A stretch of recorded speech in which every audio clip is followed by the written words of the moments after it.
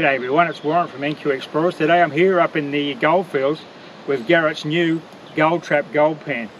Garrett's managed to redesign the world's best gold pan into this new style which you see in front of you now. As you can see, it's no longer a concentric style of pan. The base is offset from the rim. You've still got your 90-degree riffles, perfect gold traps. On this side you've got a longer area to run your gravels out, and it's much easier to use one-handed because it's smaller on this offset side. Right, you can have the best gear in the world, but you've got to know where to find the gold. You've got to be in a goldfields for a start. That's self-evident. That's where I am now. This is a gold-bearing river. When you're in this area, come to it in this situation where I'm at the end of the dry season, the river's pretty low. If you can come here in a flood, it's really interesting because you can see where the river floods and which areas that the flood waters infiltrate when the river is high. That's where you're going to find gold up on the benches on the sides of the river. Now, if you do your research, you can go to all the traditional places to find gold. You're downstream of your obstacles, inside bends, low pressure zones where particles in suspension, such as all the fines in the riverbed and the gold, the fine gold, it's in suspension in the flood. When you hit a low pressure zone, the heavies drop, and they drop straight to the lowest point in the riverbed at that spot. That'll be your gold and your black sands and that kind of stuff. Traditionally, like I said, inside bends, downstream of big boulders, that's a low pressure zone where the water slackens, the water slows, and it drops the heavies, the concentrates that are in suspension in the flood waters. So look for obstacles, big boulders, large trees, tree root systems, where you can see a concentration of wash and sands where it's built up during the flood times. That's the best place to sample and your best chance of getting some fine gold out of the creek. Right, here's a good example of what I was just talking about. Big boulder. Actually, this isn't a boulder, it's bedrock, which is even better. What we've got here is a slot, a natural riffle. It's perpendicular to the flow of the river. So in the flood, water surging over the top of this rock, all these particles in suspension, that's all your sand, and your gold, and your black sands, and your heavies, and your fines, and all that sort of thing. Here we've got a low pressure zone because the water slackens as it drops over the rock, under the current. And all the gold and the heavies will drop down in this slot. As you can see, it's been dropping quite a bit of wash in there. It hasn't been cleaned out for several floods, so I reckon it'd be worth, you want to clean this out and pan off what it can find. The important thing is you've got to get right down deep inside that crack because the gold's going to be right down the bottom. You've got to clean the bottom out. No use just scratching around, taking a bit of gravel off the top, you get nowhere. You've got to be in the bottom of the hole as far as the gold can penetrate, preferably on bedrock. Often you get a false bottom, like you do in this area, where there's a blue-grey clay, and the clay might hang up in that false bottom, and more often than not there'll be nothing on the bottom. But you'll get to know the country as you work it. So what I'm going to do now is I'm going to sieve all this stuff through the this classifier, fill up a bucket, then we'll take it down to the river and pan it off and see if we get any colour. Got a nice hole there. Yeah, this is a pretty deep little borehole. Good, isn't it? Good potential if we get down to the bottom of this. Wash. That's a nice little colour.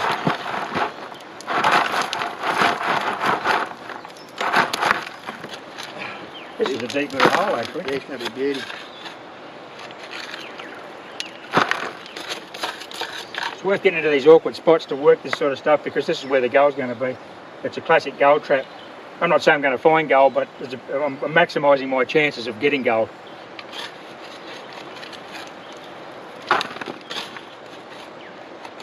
This is easy to clean the bottom out.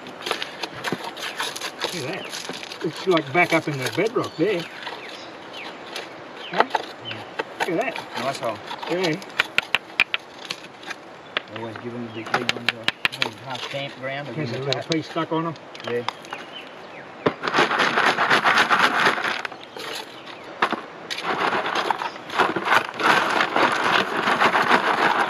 This hole actually runs back into the bedrock, so it's a really good spot. The gold could be, the heavies would be running down into that low pressure zone like I was saying, and then back up under this really protected spot in here, so all the heavy stuff will be down and it's just smooth bedrock in the bottom, which suits us.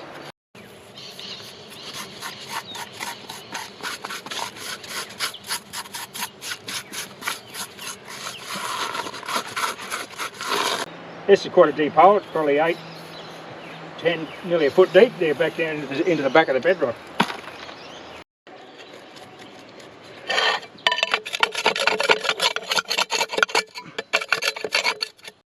But well, as you can see, I've just about cleaned that hole out. The fines have still got to come out. But the interesting geology, this is the country rock. And look at the little quartz stringers running through it. Beautiful. So I hold high hopes for actually. We've probably got nearly a full bucket now we can pan out of here. I'm going to take it down to the river and pan it out and see how lucky we've been. Yeah. We've maximised our chances because this is a good looking little spot, isn't it? Yeah, look at that quartz vein.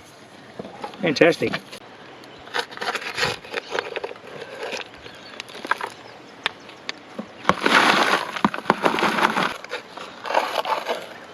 She's a definite little pocket. Yeah. Great. That one's even deeper than the other one, mate. Same flow as the way the water comes. Yeah, I mean, yeah, it's this is a big chunk of bedrock. It's probably 30 metres long, so the water will be boiling over this in the floods. Righto, here's the fun part. We're down in the river. We're going to wash that gravel we got out of that slot. As I showed you before, on this asymmetric pan, you've got two distinct sides. You've got the riffles on this side, the 90-degree gold trap riffles, and on the other side you've got a smooth side. You may prefer to use that for your panning, just to swirl your fines off, or you can use it for running your gravels off your overside. But I've already sieved this through that Garrett sieve, which is about a 10mm sieve. So the principles of panning are very simple. It's very much like that natural sluice we saw up in the river where we got this gravel. The heavy material falls to the bottom. So you get the material in suspension in the water, like it's a flood in the river. All the fines are floating around, the gold's spinning around in there too. Agitate it and the gold will drop to the bottom, and then these riffles will trap the gold and prevent it from leaving the pan. So the main thing is don't overload your pan. Just work it slowly, don't rush it, there's no hurry. You're supposed to be enjoying it out here in the bush. It's a lot of fun. So let's get some gravel in here and we'll start working this with the water in it. As you can see, it's quite well sieved now because it's been through that classifier. Fill your pan with water, get your material nice and wet, and then agitate it gently. You don't have to be too violent with it. That'll bring the fines to the top, the gold will drop to the bottom, and all the other stuff's in suspension. So it's all moving around in there. Now I can use the natural water flow of the river, as you can see there, to take the fines off the top of the pan. Just let a bit of water in, and it washes the fines out of the top of the pan. Any large rocks, if you haven't classified it, just push them off with your hand. Just make sure they're not nugget. If they're that big, you can welcome to put them straight into your pocket. But the principal thing is to keep the material in suspension. Keep moving. Keep it nice and wet in the body of water.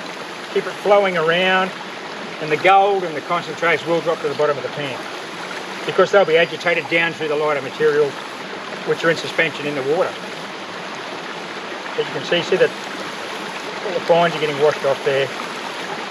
Take your time. If you do it too quickly, you do risk losing gold. Well, having said that though, with this style of pan, these Garrett pans with these really sharp riffles, it's pretty hard to throw gold out of them, which is a good thing, especially if you're just learning how to pan. A lot easier than the old tin dish. I mean, I know people who still prefer the old tin dish. There's a real art in using that thing. This is very much easier. So I'm just working that down now, so that all I've got left is the larger particles which haven't washed out, and the heavy particles, gold and black sand, which will be down in those riffles. Okay, so I'll just keep doing this. I'll put some more in there. I'll work all this gravel. I've probably got about 10 kilos here that I sieved. As you can see, that Garrett classifier is perfect because that's your maximum stone size there, about 10mm. So there's no large stuff to work off. So you can see that second load in there now, and all the fines. The light stuff's coming off the top. Work it back again, and if I keep it in motion and agitate it, and make sure there's no clay lumps in there, break up your clays, because fine gold will stick in the those blue-grey clays or whatever. You'll know your own country once you've been prospecting it a while. And once you've started to get a bit of fine gold, you'll know where you're going to get gold.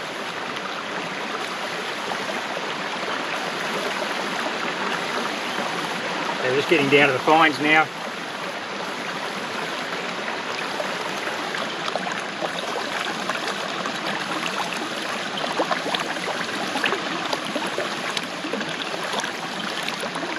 Now that just shows you how good this pan is. It's very easy to use. Nothing goes over the top of those riffles. Lots of heavy black sand here, and these nice little pieces here, so that's great. Well, there's a lot of tiny gold in here. There's probably 4 to 5 larger flakes. So I've got the guzzler here. I'll just suck it up with that. It's a matter of expelling the air from the guzzler. There she goes. Got some black sand with that, but it don't matter. Getting all the smaller gold flakes.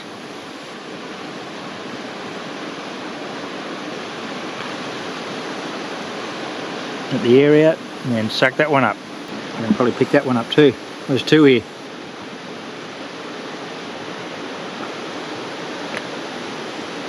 Okay, that's all the visible stuff. Well, there's more visible stuff, but it's very tiny. I'll transfer it from the little gold guzzler bottle. There's a great little bit of kit into the vials, the gold vials, for storage. So yeah, that was good. Well, that was just a quick look at the new Garrett gold pan with its asymmetric system, the 90-degree riffles. This one here, it's just found its first pieces of gold. I think the world's best gold pan's just got better. It's a great design, very easy to use. Great for beginners and experts alike.